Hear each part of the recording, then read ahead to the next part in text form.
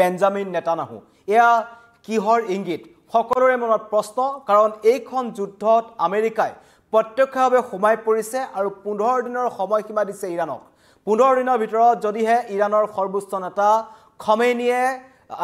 নিশ্চৰ্তভাৱে তেওঁ আত্মসমৰ্পণ নকৰে তেন্তে আমেৰিকাই ইৰাণৰ ওপৰত আক্ৰমণ কৰিবলৈ ইতিমধ্যে হুংকাৰ দিছে আৰু তেহৰান খালি কৰিবলৈ সাধাৰণ জনতাক ডনাল্ড ট্ৰাম্পে ইতিমধ্যে হকিয়াই দিছিল তেহৰানত ভয়ংকৰ আক্ৰমণ হ'ব বুলি তেওঁলোকৰ পৰা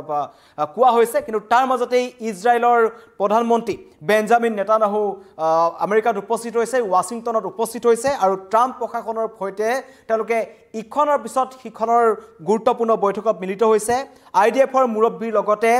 ইজৰাইলৰ কেইবাজনো শীৰ্ষ বিষয়া লগত লৈ গৈছে বেঞ্জামিন নেতানাহুৱে আৰু এতিয়া এটা কথাই সন্দেহ কৰা হৈছে মানুহে চিন্তা কৰিছে যে এয়া যুদ্ধৰ আখৰা কেনেকৈ প্ৰথমতে ইজৰাইলে অকলে আক্ৰমণ কৰি আছিল ইৰাণৰ ওপৰত এতিয়া আমেৰিকা সহিতে তেওঁলোকে আক্ৰমণ কৰিব যেহেতু 15টা দিনৰ সময়সীমা ইতিমধ্যে 2টা দিন তেওঁলোকৰ পাৰ হৈ গৈছে এটা হাতত 13টা দিন আছে একাংশই কৈছে যে খোমেনিয়ে ইতিমধ্যে পলায়ন কৰিছে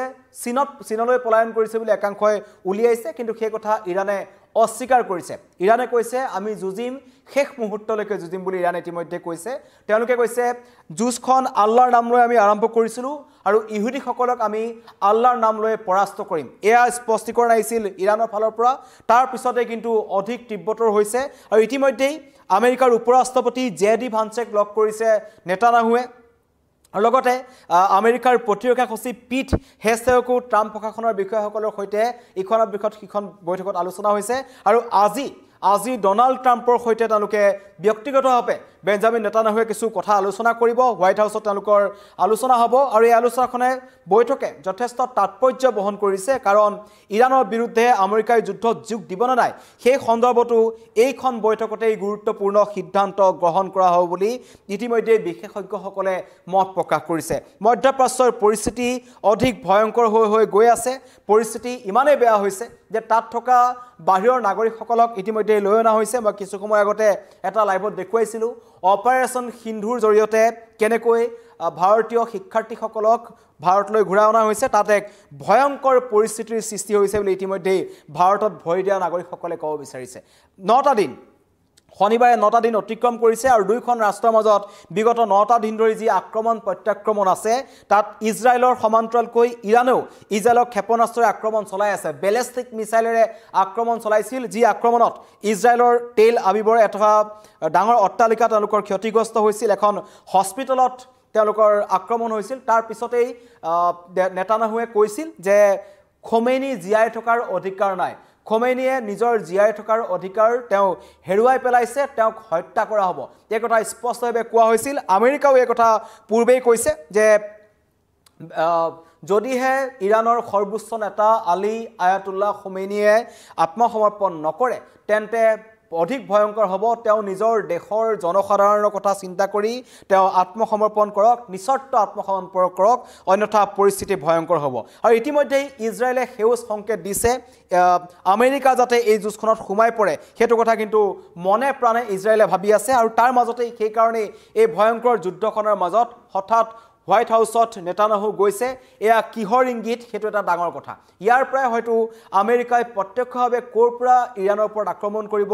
তাৰ ব্লুপ্ৰিণ্ট ৰচনা কৰা হ'ব পাৰে বা কেনেকৈ আক্ৰমণ কৰিব সেই সন্দৰ্ভতো আলোচনা হ'ব পাৰে আৰু এটা কথা সমগ্ৰ বিশ্বই দেখিছে ইজৰাইলে ইৰাণক আক্ৰমণ কৰিছে হয় কিন্তু তাত প্ৰক্ৰিয়াকৈ কিন্তু আটাইতকৈ বেছি সমৰ্থন থকা দেশখন হৈছে আমেৰিকা ইজৰাইলতকৈ ক'ৰবাত নহয় ক'ৰবাত ছ'চিয়েল মিডিয়াত একযোগে ভাবুকি আমেৰিকাহে ইৰাণক প্ৰদান কৰি আছে যাৰ পৰা এটা কথা স্পষ্ট হৈছে যে টাৰ্গেটত আছে ইৰাণ আৰু আমেৰিকাৰ টাৰ্গেট আমেৰিকাৰ নিৰ্দেশ মৰ্মে লগতে ইউৰোপীয় সংঘৰ একাংশ দেশৰ নিৰ্দেশতেই ইজৰাইলে এই মৰখাস তেওঁলোকে কৰি আছে ইজৰাইল শক্তিশালী দেশ কিন্তু ইৰাণৰ সৈতে তেওঁলোকৰ যুঁজ দিবলগীয়া ইমান বেছি একো নাছিল কিন্তু এই যি গুজেই গজালি মেলি ৰক্তবীজৰ দৰে গোটেই যুঁজখন আগবাঢ়ি গৈ আছে আৰু এই যুঁজখনত এতিয়া আমেৰিকা প্ৰত্যক্ষভাৱে সোমাই পৰিছে যিটো ভয়ংকৰ পৰিস্থিতিৰ সৃষ্টি হ'ব পাৰে ইৰাণক প্ৰক্ৰিয়াকৈ মুছলিম দেশসমূহে সমৰ্থন আগবঢ়াব যেনেকৈ লাগিছিল তেনেকৈ আগবঢ়োৱা নাই তুৰস্ক দুমুখীয়া চৰিত্ৰ মনে মনে আছে পাকিস্তানৰ কথা নতুনকৈ কোৱাৰ প্ৰয়োজন নাই পাকিস্তান বিক্ৰী গৈছে আমেৰিকাৰ হাতত তেওঁলোকে কেইটকামান বা কেইটামান তেওঁলোকৰ আৰ্থিক সাহায্য এটা টুপ ডনাল্ড ট্ৰাম্পে তেওঁলোকক দিছিল তাকো এখন গণতান্ত্ৰিক চৰকাৰ তেওঁলোকৰ তাত চৰকাৰ এখন আছে চৰকাৰ থকাৰ পিছতো পাকিস্তানৰ সেনাধ্যক্ষৰ সৈতে ডোনাল্ড ট্ৰাম্পে ৱাশ্বিংটনত এখন বৈঠকত আলোচনা হ'ল মধ্যাহ্ন ভোজন গ্ৰহণ কৰিলে তাৰ পিছত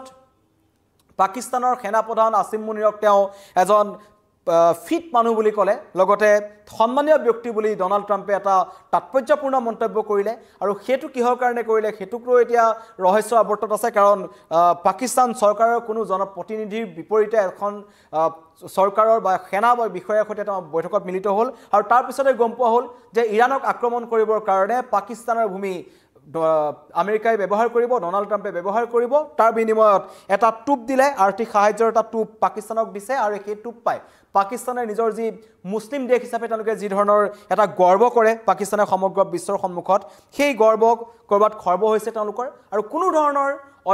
অন্য মুছলিম কাণ্ট্ৰিও কিন্তু এতিয়া দেশো কিন্তু এতিয়া ইৰাণৰ কাষত নাই ইৰাণ অকলশৰীয়া হৈ পৰিছিল কিন্তু তাৰ মাজতে ইৰাণৰ কাৰণে এটা ডাঙৰ সকাহ ইৰাণৰ কাষত আহি শেহতীয়াকৈ থিয় দিছে ৰাছিয়াই এটা কথা সকীয়াই দিছে ৰাছিয়াৰ ফালৰ পৰা কালি মস্কোৰ ফালৰ পৰা এটা বিবৃতি আহিছিল তাত এটা কথা কোৱা হৈছিল যে ৰাছিয়া আৰু ইৰাণ বন্ধু ৰাষ্ট্ৰ হয় এতিয়ালৈকে বিপদৰ সময়ত এতিয়ালৈকে তেহৰানে আমাৰ সহায় বিচৰা নাই যদিহে কিবা কাৰণত ইৰাণে সহায় বিচাৰে তেন্তে মস্কোৱে সহায় কৰিব ৰাছিয়াই সহায় কৰিব পুটিনে স্পষ্ট কৰি দিছিল আৰু আমেৰিকা সকীয়াই দিছিল যাতে বাটৰ কচু গাত লগাই নলয় তেওঁলোকৰ লগত যুঁজ হোৱা নাই আৰু মধ্যপ্ৰাচ্যত আমেৰিকাৰ যি গতিবিধি দীৰ্ঘদিন ধৰি আমি দেখিছোঁ জৰ্জ বুছৰ দিনৰ ফালৰ পৰা যদি ক'বলৈ যাওঁ তেতিয়াৰ পৰা এইবোৰ আৰম্ভ হৈ আছিল তাৰ আগৰ পৰা আৰম্ভ হৈছে কিন্তু সেইখিনি সময়ৰ পৰা ইৰাক সাদ্দাম হুছেইনক হত্যা কৰাৰ আৰম্ভ কৰি এই সময়ছোৱাত মধ্যপ্ৰাচ্যখনক অশান্ত কৰিবৰ কাৰণে আমেৰিকাই যিমান পাৰে সিমান চেষ্টা কৰি আহিছে এইবাৰো ইৰাণখন জ্বলোৱাৰ চকু এবাৰ আমেৰিকাৰ আৰু আমেৰিকাই ইৰাণক এটা কথা কাৰণে বেয়া পাইছে যে তেওঁলোকৰ মতে পাৰমাণৱিক চুক্তিটো ইৰাণে কৰা নাই পাৰমাণৱিক অস্ত্ৰ ইৰাণে ৰাখিছে আৰু তাৰ কাৰণে তেওঁলোকে এতিয়া হেঁচা প্ৰয়োগ কৰি আছে কিন্তু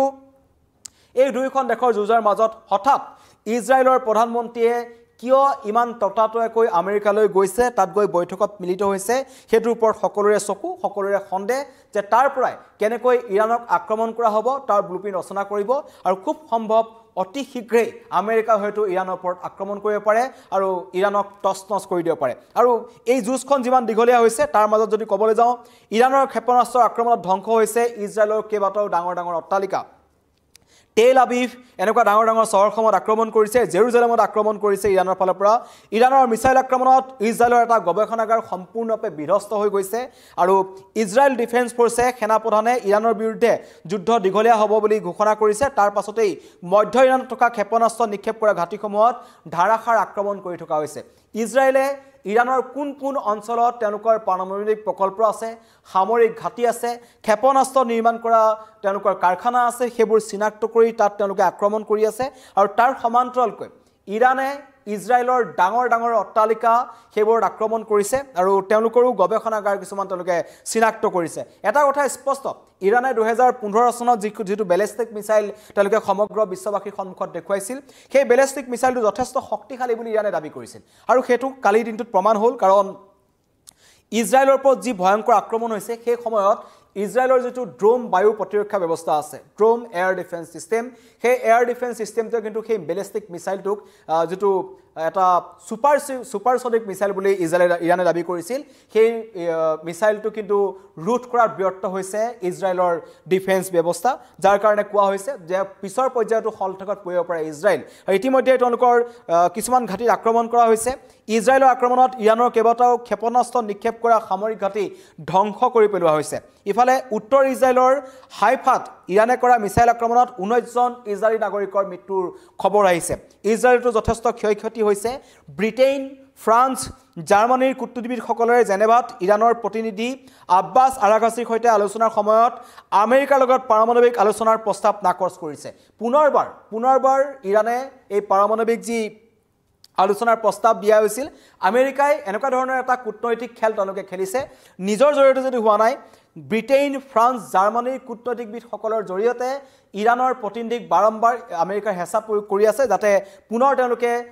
পাৰমাণৱিক চুক্তিক লৈ আলোচনা কৰক আৰু কোনো কাৰণত যাতে ইৰাণত পাৰমাণৱিক প্ৰকল্প হ'বলৈ আমেৰিকাই নিদিব কিন্তু বাৰম্বাৰ ইৰাণে নাকচ কৰি আছে ইৰাণে নিজৰ স্থিতিত অটল আছে আৰু তাৰ পাছতেই বিশ্বৰ কেইবাখনো দেশে তেহৰানৰ পৰা দূতাবাসৰ কৰ্মচাৰী প্ৰত্যাহাৰ কৰিছে কাৰণ ইতিমধ্যে এটা কথা স্পষ্ট হৈ গৈছে যে আমেৰিকাই নিজে যি ধৰণৰ কথা তেওঁলোকে ক'লে যে আক্ৰমণ কৰিব তেওঁলোকে আক্ৰমণ আমেৰিকাৰ ওপৰত ইৰাণৰ ওপৰত কৰিবই সেইকাৰণে ইতিমধ্যে ভাৰতৰ দৰে চীন বা অন্য দেশসমূহ দূতাবাসসমূহ তাৰ পৰা লৈ আনিবলৈ চেষ্টা কৰিছে এতিয়ালৈকে ভাৰতে অনা নাই কিন্তু ভাৰতৰ 10,000 লোক বৰ্তমানো ইৰাণত সোমাই আছে তেওঁলোকক উদ্ধাৰৰ পিছতে হয়তো ভাৰতীয় দূতাবাসো তাৰ পৰা গুচি আহিব কাৰণ আমেৰিকাই তাত আক্ৰমণ কৰাৰ সম্পূৰ্ণ পৰিকল্পনা ইতিমধ্যে ব্লুপ্ৰিণ্ট ৰচনা কৰিছে আৰু পাৰমাণৱিক আলোচনাটোৱে হৈছে এই যুঁজখনৰ মূল কাৰণ যি মধ্যপ্ৰাচ্যত যি যুঁজ চলিছে যিখন জিকুৰা জুই জ্বলিছে আশংকা কৰা হৈছে যে তাৰ পৰা হয়তো তৃতীয় বিশ্বযুদ্ধৰ আৰম্ভ হৈ যাব পাৰে যদিহে আমেৰিকাই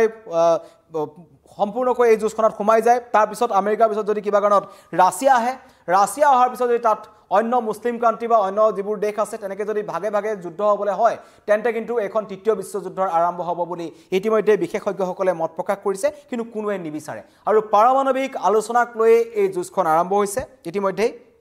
আৰু ইৰাণক পাৰমাণৱিক আলোচনাৰ বাবে 15 দিনৰ সময়সীমা দিয়া আমেৰিকাই ইৰাণত আক্ৰমণ চলোৱাৰ আশংকা ঘনীভূত হৈছে ইতিমধ্যে আৰু ইজৰাইল ইৰাণ যুদ্ধৰ মাজতেই ভাৰত চৰকাৰে যি অপাৰেশ্যন সিন্ধু কৰি আছে উভতাই আনিছে লগতে ইজৰাইলে ইৰাণৰ বিৰুদ্ধে ব্যৱহাৰ কৰিছে ভাৰতক যি দিয়া বায়ু প্ৰতিৰক্ষা ব্যৱস্থা ইজৰাইল ইৰাণৰ যি প্ৰতিৰক্ষা গৱেষণা উন্নয়ন সংস্থা আছে DRDO ইজৰাইলৰ এৰোস্পেচ ইণ্ডাষ্ট্ৰিজে যৌথভাৱে বিকশিত কৰা এই বায়ু প্ৰতিৰক্ষা ব্যৱস্থা এতিয়া ইৰাণৰ বিৰুদ্ধে ইজৰাইলে ব্যৱহাৰ কৰি আছে আৰু বাৰম্বাৰ ইৰাণে নিক্ষেপ কৰা কেইবাটাও মিছাইল আকাশতে ধ্বংস কৰি দিবলৈ সক্ষম হৈছে বৰাক বায়ু প্ৰতিৰক্ষা ব্যৱস্থা যেনেকৈ ড্ৰোম আছিল ড্ৰোম এয়াৰ ডিফেন্স সিস্টেম এইটো হৈছে বৰাক এয়াৰ ডিফেন্স সিস্টেম যিটো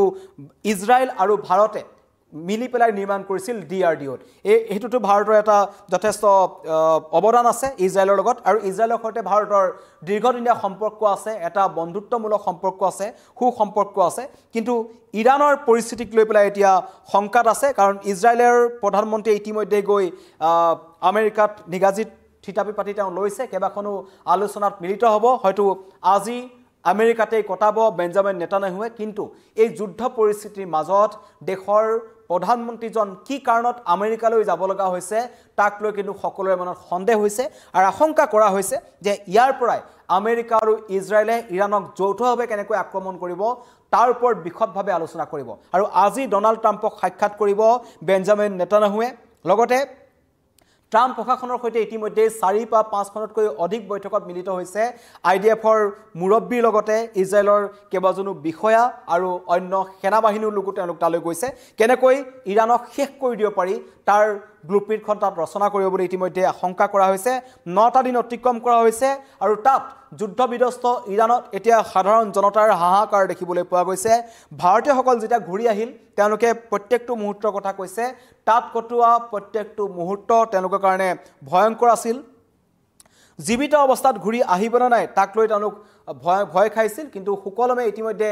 1000ৰ অধিক শিক্ষাৰ্থী আহি ভাৰত পাইছেহি আৰু আশা কৰা হৈছে আজিৰ দিনটোতো অপাৰেশ্যন সিন্ধু অব্যাহত থাকিব আৰু আজিও তাত থকা একাংশ লোকক তাৰ পৰা লৈ অনা হ'ব 10,000 ভাৰতীয় লোক এতিয়াও ইৰাণত আছে তাৰে 6,000 শিক্ষাৰ্থী ভয়ংকৰ পৰিস্থিতি মধ্যপ্ৰাচ্যৰ যুদ্ধৰ মাজতেই ইজৰাইলৰ প্ৰধানমন্ত্ৰী বেঞ্জামিন নেতান্যাহু ৱাশ্বিংটনত আছে হেতু কিহৰ ইংগিত সকলোৱে জানিছে যে আক্ৰমণ কেনেকৈ হ'ব ইৰাণৰ ওপৰত তাৰ ব্লুপ্ৰিণ্ট হয়তো হোৱাইট হাউছত ৰচনা কৰা হ'ব ধন্যবাদ